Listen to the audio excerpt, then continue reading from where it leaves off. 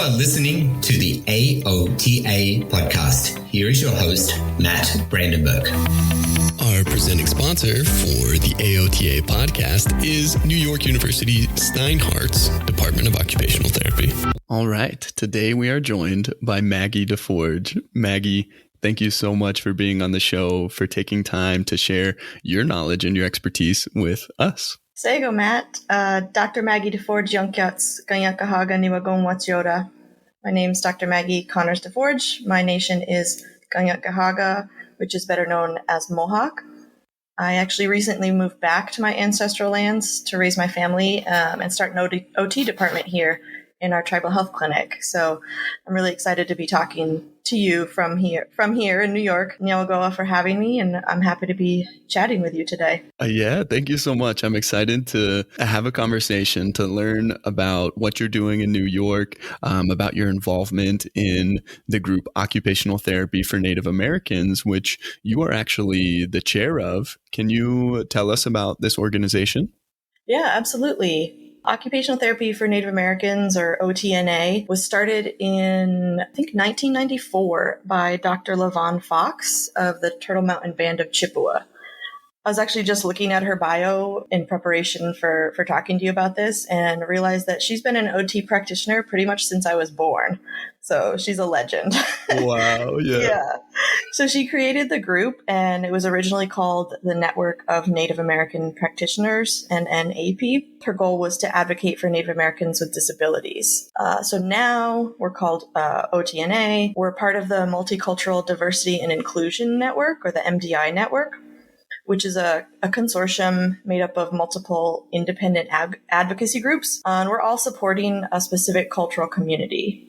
So the earliest MDI group was the National Black OT Caucus in 1974. They just had a 50-year anniversary. So then the Network for LGBTQ Concerns started in 1992. And then that was shortly followed by us. TODOS, which is for Hispanic practitioners, AAPI OT, which is for Asian American and Pacific Islander OT practitioners, and NOT-PD, which is the network of OT practitioners and students with disabilities. OJOTC joined in 2005. So that's Orthodox, and they just rebranded to Orthodox and All Jewish OT Shavrusa. And so anyway, the leaders of all these groups, we meet regularly to amplify each other's causes and in general just try to promote equity and justice in the field of OT. I love that. Thank you for that introduction as well. MDI is such a wonderful organization, and it sounds like there's a lot of collaboration and mutual support and respect within all the advocacy groups. Do you work pretty regularly with people from some of those other advocacy groups within MDI, or can you give us kind of a sneak peek into what that looks like? Yeah, it can be tricky because we're all volunteer organizations, and we try to meet every month to plan out what the next quarter is going to look like, what events we each have coming up that we can advertise to our different groups or put on our social medias, plan like a collaborative holiday celebration, or plan a meetup at the annual conference in person. We're kind of going through a growing pains stage where we're wanting to kind of formalize some of these relationships and hoping to kind of make it more of an effective partnership and get things done. Because like I said, it's really hard being a volunteer-run organization for anything. Yeah, absolutely. Well, thank you for all the work you do in volunteering and being the chair of OTNA. We'll definitely include links to MDI and OTNA in our episode description. So we invite listeners to check those out, learn more, and see what they can do to get involved as well with all these wonderful advocacy groups and causes. Yeah, for sure. Maggie, I wanted to ask what motivated you to become involved with OTNA? Yeah, I started OT school in 2016, and I learned about OTNA during my first national AOTA conference the 2017 Centennial in Philadelphia, which is kind of exciting because that's what we're coming back up to, another Philadelphia conference. Yeah. I was a first year student and I saw the OTNA meeting listed in the schedule, and I was so excited because I had never heard of it before. And I showed up. Ironically, the scheduled space was actually occupied by another group of people who were like, hey, we're already spread out and set up. Like, is there another room that you guys can use? No way. I'm serious. I can't make this stuff up. Wow. It's like par for the course. Oh, no. So there were only a handful of people at that meeting, and it highlighted for me the importance of increasing Native representation in OT. And so I just connected with LaVon and asked her how I can help, and just stayed connected with her over the years. What an experience at your first meeting. Thank you for sticking with it and providing your efforts and time in growing OTNA, and really advocating for Native issues and inclusion within the field and within the culture of occupational therapy. What are the aims of OTNA and the kind of goals of the organization? Yeah, right now, our main goal is to provide a safe and supportive community for OT professionals and students who identify as Indigenous. It's really a way for us to connect with others who understand that lived experience. I think most of us have the experience of being the token Native student who has to correct stereotypes and misinformation. That is, of course, if Indigenous cultures are even discussed throughout the program. You know, being the person who has to remind our classmates or our professors or our colleagues that we're not the spokesperson for all Indigenous Americans and that we don't live in teepees and ride horses and stuff. Thank you for being involved in this organization. I think that's something that, personally wasn't covered in my OT curriculum, not something I have a lot of experience or exposure with. So I've been really looking forward to having this conversation with you and learning about your perspective. Yeah, that's why it's so important to have that representation, because most programs don't have a single Native student. And if they do, they're usually the only one in their class. That can easily devolve into being the spokesperson, like I said. I don't think anyone would ever take their white classmate's story about a holiday tradition of their family in New Jersey and assume that all white people in the US have those same traditions. But surprisingly, a lot of people make those generalizations about a Native classmate's traditions. So the more people we have that can give different perspectives, the less that is the case. Because people don't understand that there are 574 plus different federally recognized tribes, all with unique languages and customs. And then on top of that, main goal of the safe and supportive community, we also are working on recruiting more Natives to the field for the reasons I just mentioned, advocating for Indigenous people with disabilities, and educating our peers about cultural safety for Indigenous clients. Those are such wonderful aims and goals and actions of the organization. I love occupational therapy. I think this profession is wonderful. And I love its approach to working with people as individuals and respecting and advocating for someone's own personal context, whether it be their person factors, their environment factors. And I think it's important that anyone who decides to join our profession feel included and feel represented, and not pressured that their own cultural stance and experiences are going to be generalized into defining a whole group of people. So thank you so much for this work. How have you seen OTNA grow and evolve over the years? LaVon handed me the reins of OTNA, I think, in 2020.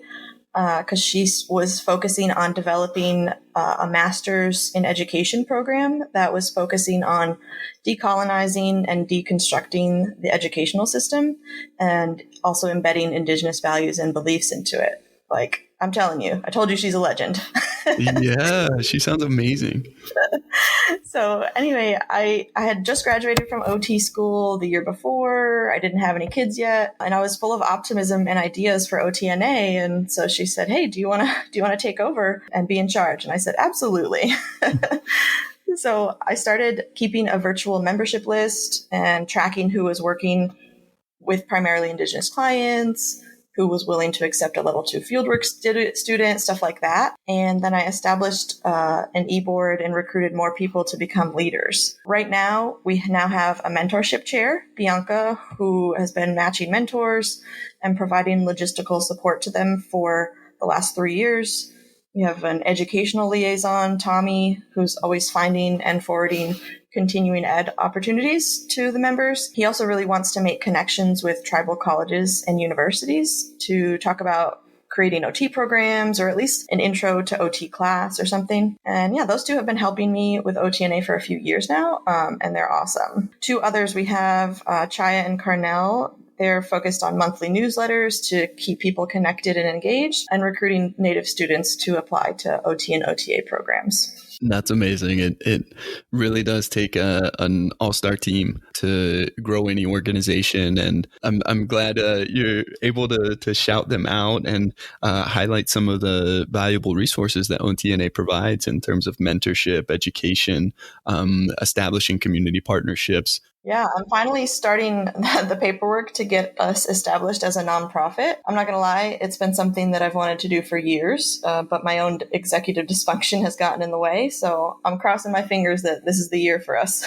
Yes, absolutely. Thank you for this introduction. What should occupational therapy professionals strive to understand more fully about Native issues? I would say mostly that we're not a monolith. That is, we're not a homogenous group. If you have a Native client, reflect internally on what assumptions or stereotypes come up for you. It doesn't make you a bad person to have them, but I see it as an opportunity to relearn the lies that society and subpar education systems have told us.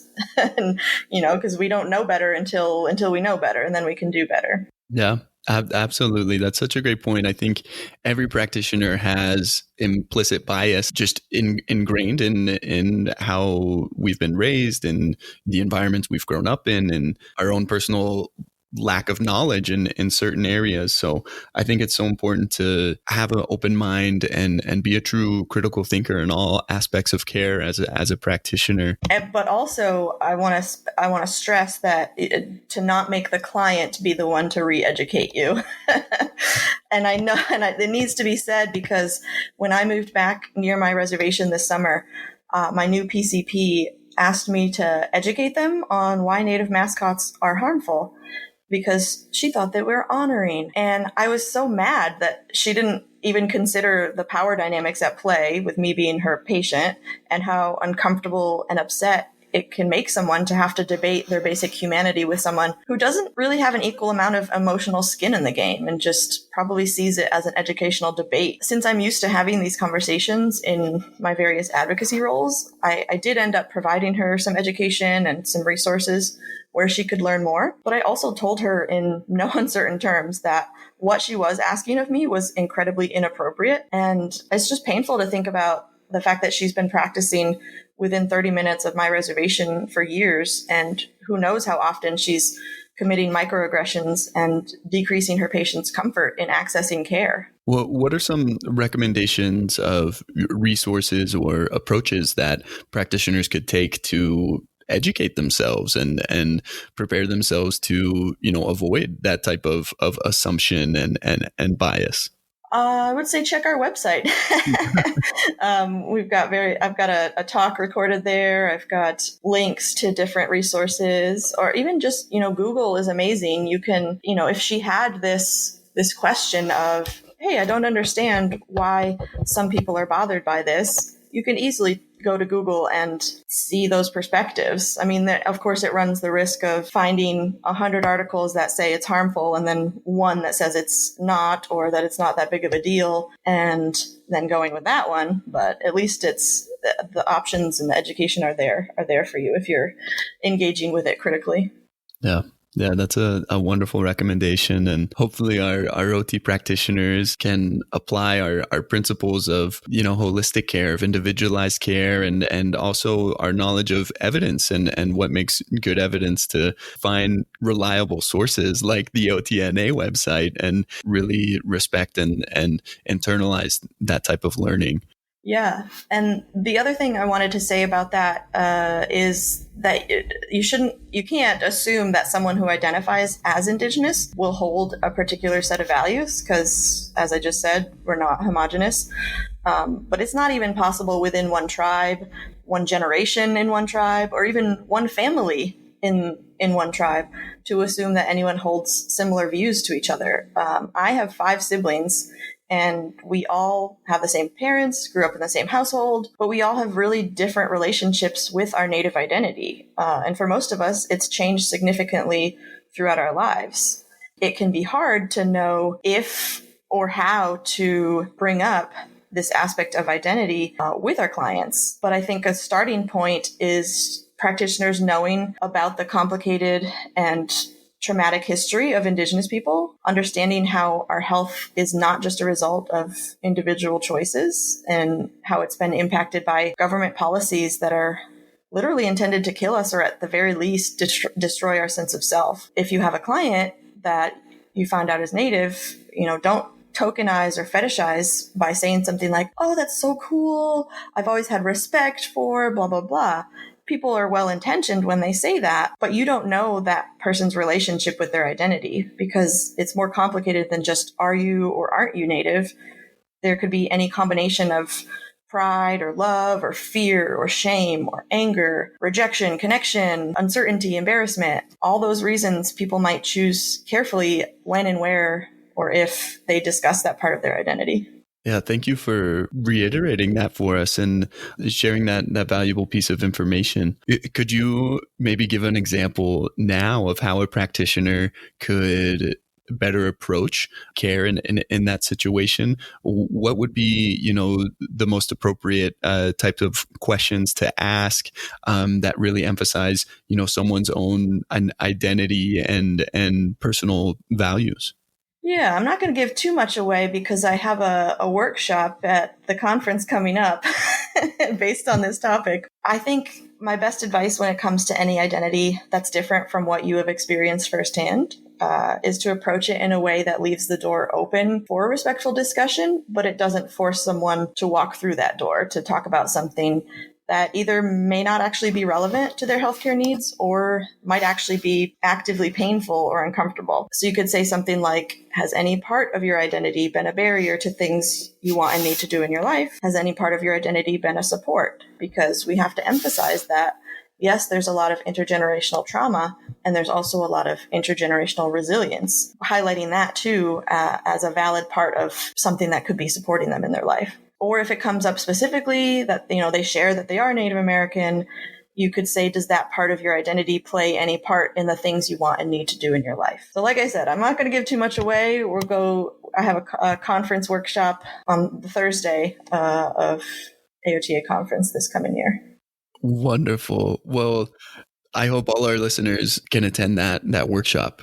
Those 2 recommendations were, wonderful and beautiful, and a great way to emphasize someone's identity without forcing them to, talk about something that may be offensive or uncomfortable for them. So thank you for that tip and recommendation. And again, we'll encourage all our listeners to attend that workshop on the Thursday at AOTA conference in Philadelphia. Our presenting sponsor is New York University Steinhardt's top-ranked Department of Occupational Therapy, which now offers an entry-level OTD for aspiring occupational therapists.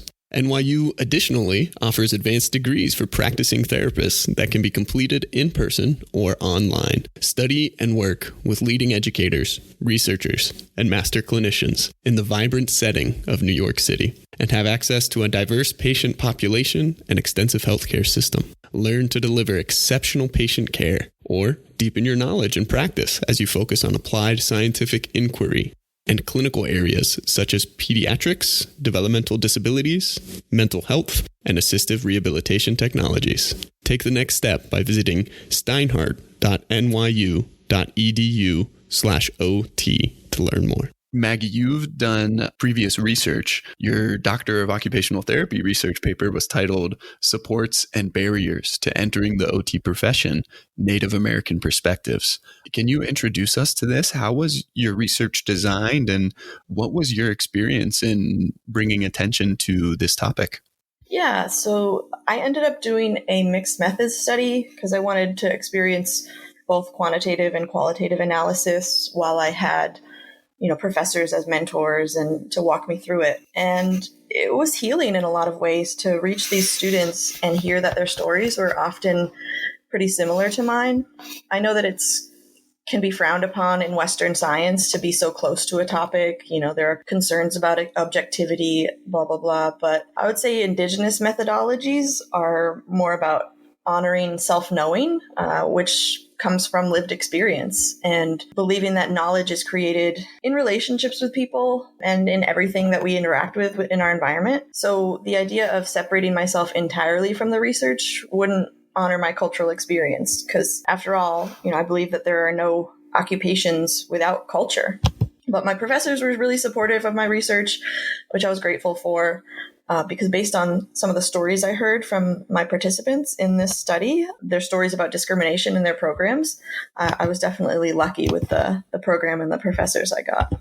Well, I love that quote that there are no occupations without culture. That just that really hit me hard. I think that rings so true. And practicing in a way that's culturally accepting and sensitive for everyone is really important and definitely should be a priority for our field. What are the supports and barriers to entering the OT profession from a Native American perspective?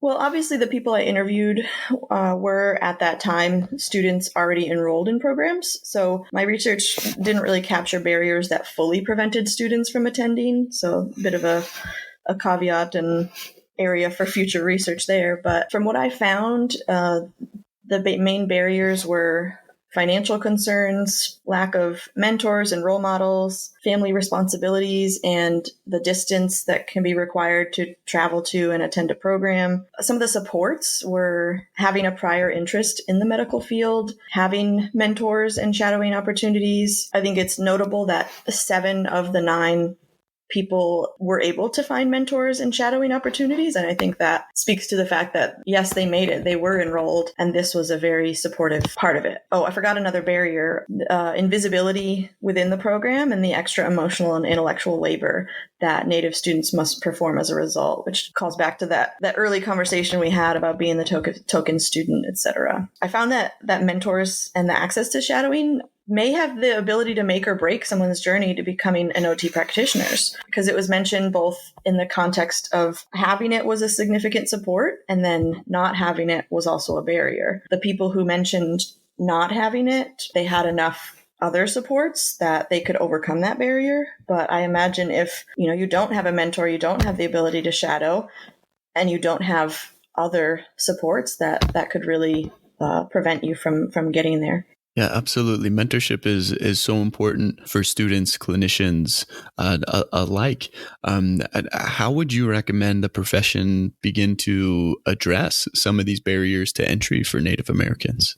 I would say put effort into creating scholarships for Native students, for doing outreach to local Native communities, to even introduce the profession to students and offer yourself as a mentor, whether or not you're Native. I mean, it's great for Native students to see Native professionals, but there's so few of us that we can't reach everybody. I think at higher levels, effort into creating educational programs in tribal colleges and universities so that people can stay closer to their families and their communities, and they don't have that barrier of traveling far away. Also promoting IHS or Indian Health Service and BIE, which is Bureau of Indian Education, job openings to expose more Indigenous people to OT professionals. I think there's some people who don't value diversity and may not understand why addressing these barriers for Indigenous students is important. Like I said before, the Native students add non-white perspectives to the classroom learning, can demonstrate that there's not one singular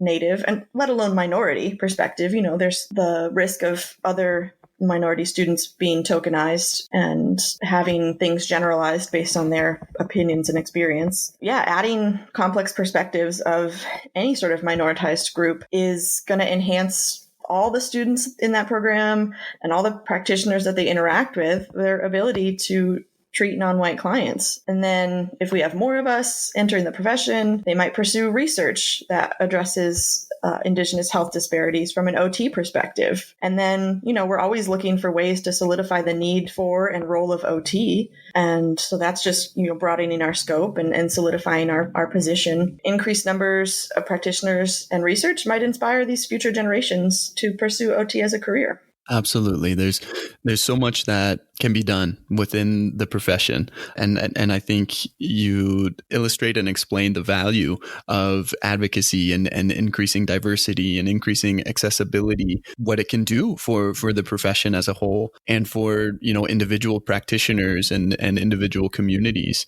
You have also been the lead analyst and co-author on a report that was presented to the National Council on Disability to help inform and create or revise national policies impacting Indigenous people with disabilities. That report is titled Personal Journey Towards Hozo. Am I pronouncing that correctly? I looked it up right before this because it's not in my language, but I believe it's Hojo. Hojo. Mm-hmm. The lives of Indigenous relatives with disabilities. How did you become involved as a leader in this report? Oh gosh, you make me sound so fancy. It was more of a lucky coincidence, I guess. The report was created by this Intertribal Disability Advocacy Council, or IDAC. So it was a project that was supported by the Native American Disability Law Center in New Mexico. They sought out some funding and had a representative that was going to be the elder and the lead advisor on this project. And so then they sought out people who have a lived experience as Indigenous and or disabled and were active in advocacy for those intersecting communities. So it's really a grassroots group, again, a volunteer council, and all the challenges and joys that brings. The project that we decided to undertake was over the course of a year, the IDAC, we hosted virtual talking circles, which is kind of the Indigenous equivalent of a focus group. All the participants that we were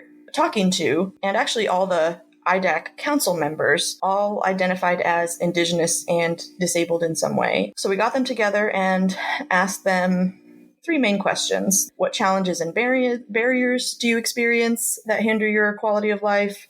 What supports and solutions have you experienced that have been helpful? And what supports and resources do you think would be helpful for you going forward? It came time to analyze the stories, and for life circumstances, people being unable to have the time to focus on coding and transcribing and stuff. I think I was on a maternity leave, so I just had a little baby attached to me the whole time, but I had the time, so I ended up being the one to transcribe and code at least 75% of these hours and hours of interviews, talking circles, which I'm glad I got the opportunity because I was able to apply my OT lens, actually. It really influenced how I approached the coding of it and kind of just like the thinking about it. I believe that the things that we want and need to do in our lives are inherently linked to our culture. Like we said before, there is no occupations outside of culture. So when the group was going back and forth trying to decide if we wanted to pull out themes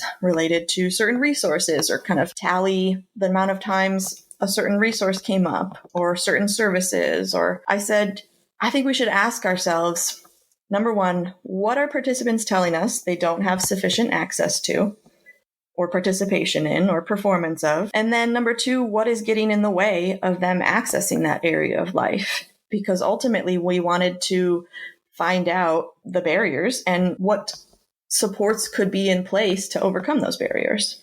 Absolutely. It's such a well-designed study. And I love those three questions that you included in those talking circles. How would you say the lives of Indigenous people are uniquely influenced by disabilities, and kind of what were some of the themes that were emerging as barriers and potential solutions in these conversations?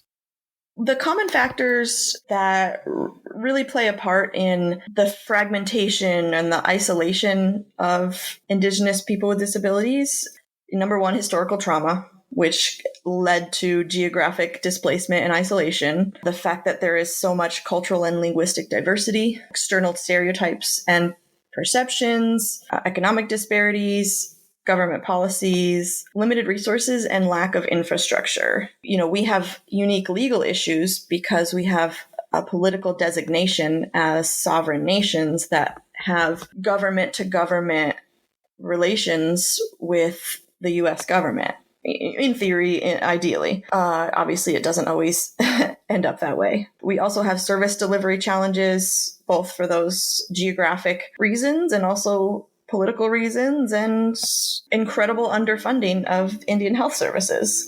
So there's a lot of compounding factors, I would say, that make it so important to consider the intersecting identities when designing things, because you can't just design something for people with disabilities. You can't just design something for Indigenous people. These factors overlap and intersect, and that's why this group was founded, because there wasn't really any one central place for this intersection of identities. And so we wanted to become that. And we're still together. We're still trying to figure out what our next project will be, what our priorities are going to be, what we want to undertake next, who we want to collect and gather together to more centralize these things and be more effective. It's such important work. Hearing you discuss that long list of barriers is eye-opening to me. And I think this is something that really needs a lot more attention. What are the recommendations to the National Council on Disability that this report presents? It's really hard to summarize, but we have a whole list of recommendations related to Indian health services, specifically what that federal organization can do to improve things like training providers on cultural safety and trauma-informed care, and then other things that we hope to disseminate to or reach the types of organizations that deal with these things, like transportation, employment and financial security, information sharing, so people even know about the services that they could potentially be receiving, education, housing, peer support and advocacy, and collaboration with tribal governments and organizations, so that those can be the leaders and really lead from the cultural perspective. So I'm not sure where the report is housed permanently right now, or if it's on the Disability Law Center's website, but I think it might be. But I can get you a copy, and if anybody wants one, can email me the letters OT, the number 4, and then natives, OT4natives @gmail.com. But I will also be posting on the website as soon as the report has a permanent location somewhere, and then it'll be easy to access.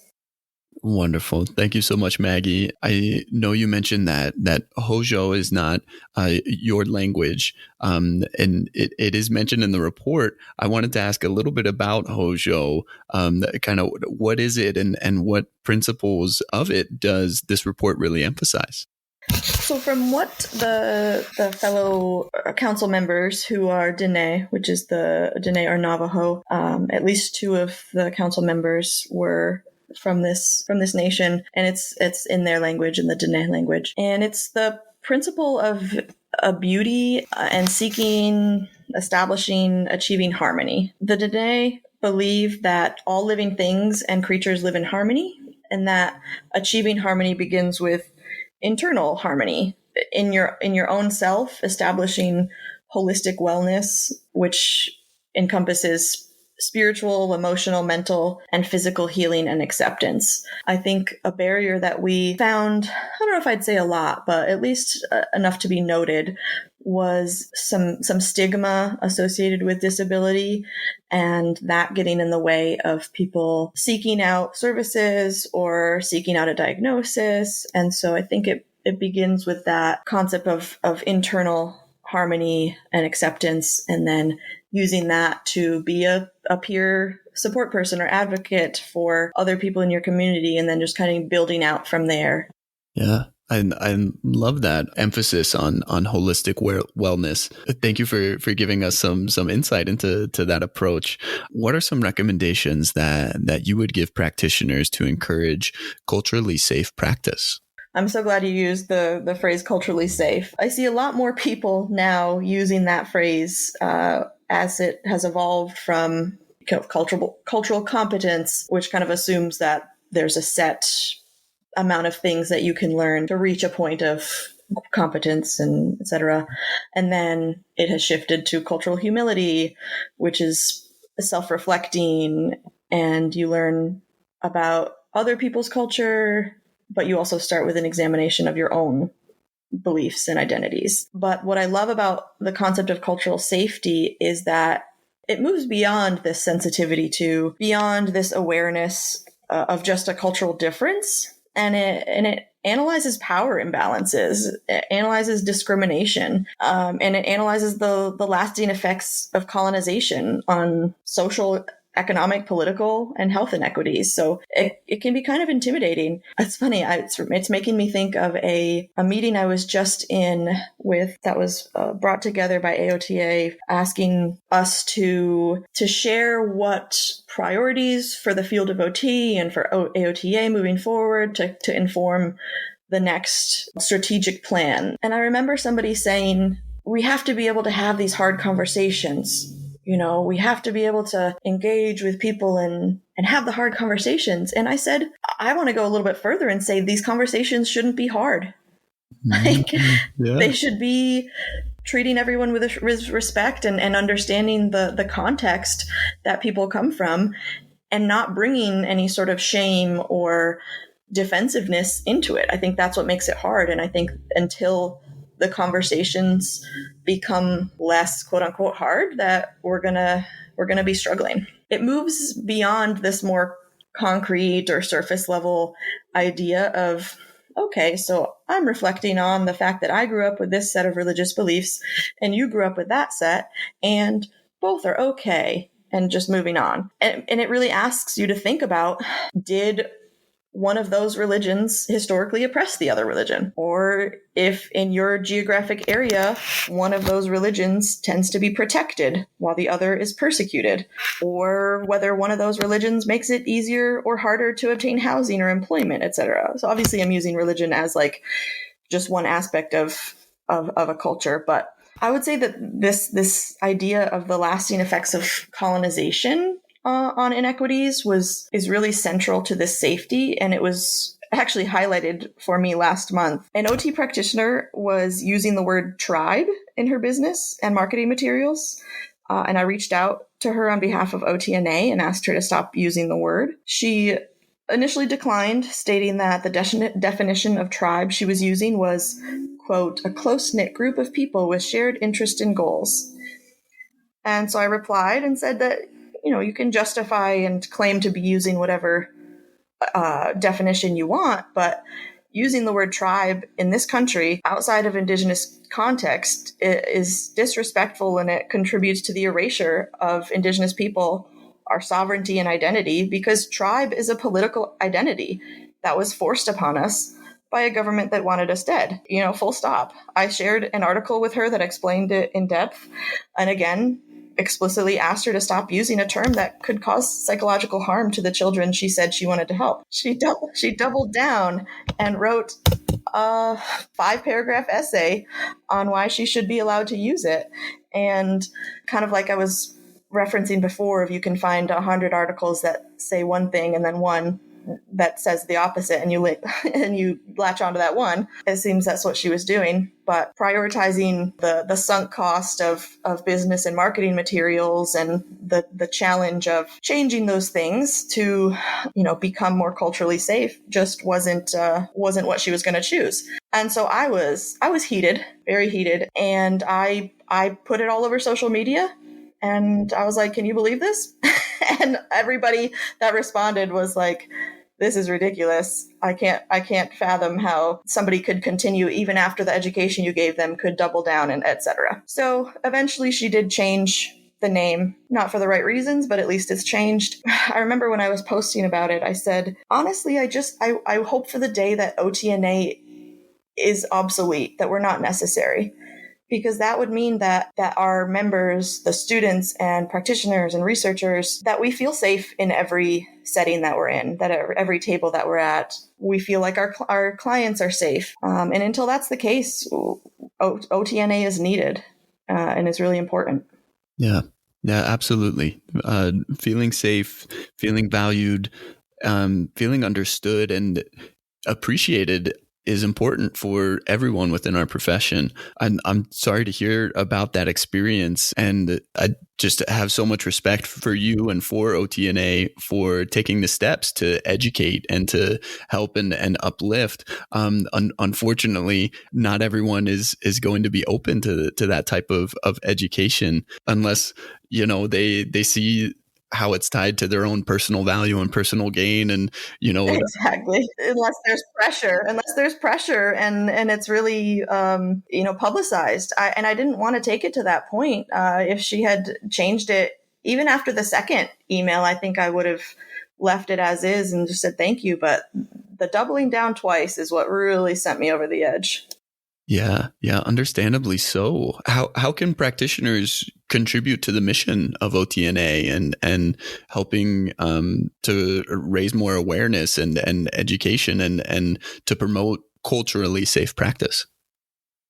I would say join our membership list. There's on our website, there's a tab that says membership, and it's just basically a Google form that ask for your contact list, your contact information, and if you work with primarily Indigenous clients or if you would be willing to take a level 2 fieldwork student. And then we also recently came up with a member resources survey. We wanted to tap into the skills and knowledge that our members have already and can share with each other, not necessarily with a ongoing one-on-one mentorship program where you're checking in on regular intervals, etc. Because, there's a place for that, but there's also a place for somebody reaching out to us to say, I want to start a business in New Mexico.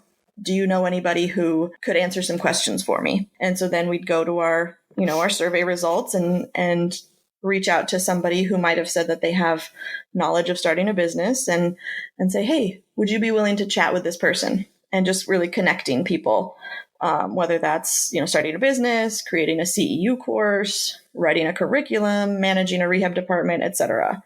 Even if you're not Indigenous and you don't work with Indigenous clients, if you have time and skills that could help our members, definitely reach out and fill out our membership form so that we can send the member resources survey. I love that. And I love how it's used to connect people, and those connections are so important in all careers, just in life, and being able to have a community to help each other out and connect in that way. Maggie, you've shared so much wonderful information and some wonderful examples and personal experiences as well. Is there any other experience or example you'd like to highlight of how OTNA has helped you or someone else really achieve a positive outcome? I guess, I would have to say myself. I've been able to connect with so many people who have positively influenced my life and career trajectory, starting with, of course, Levon, and then currently the awesome members of the board who help me keep the group afloat and pick up the slack when I'm executively dysfunctioning. Thank you so much. Are there additional resources or actions related to OTNA and Native issues that you'd like to recommend to our listeners? I think I mentioned most of them, but just to summarize, there's the report we talked about earlier. There's a video on our website about cultural safety. And then there's the workshop at AOTA Conference 2025 in Philadelphia, which is Thursday, 8 to 11 a.m. So it's one of the first. Nice. Kicking off the conference. I love it. Maggie, we end each episode with the Golden Nugget segment. And it's just one final question. Maggie, if you could share one piece of advice or one recommendation with practitioners, what would you say? I would say personal questions based off of curiosity alone are inappropriate before you have a relationship and trust with someone. So in the things that I advocate for, the example would be like if you're helping someone get back to an occupation that has cultural significance to them, and maybe it's something that is less public, it's important to explain why you need to know a particular piece of information. And then, of course, if you don't have a reason, you need to know a particular piece of information and you're just curious, or then maybe don't ask that one. But you may need to know, or, you could say, I'm curious if your limited arm movement or limited endurance or balance is going to impact your ability to blank, let's say jingle dance. Is it okay if I ask you some specifics about the movements you usually do when you are blank? So jingle dancing. And of course, reassure them that if they aren't comfortable answering a question, they don't have to. I love that. That's such a wonderful recommendation, Maggie. And, I think that ties back to the importance of establishing a relationship and trust with someone, and how that can make those seemingly hard conversations, as you mentioned previously, not be hard anymore. So practicing culturally safe, really emphasizing the importance of relationship and trust in all clinical and educational settings, I think can really contribute to that. Absolutely. Maggie, it's been wonderful speaking with you today. Thank you for everything that you've shared. And I really appreciate you taking the time to come on the show.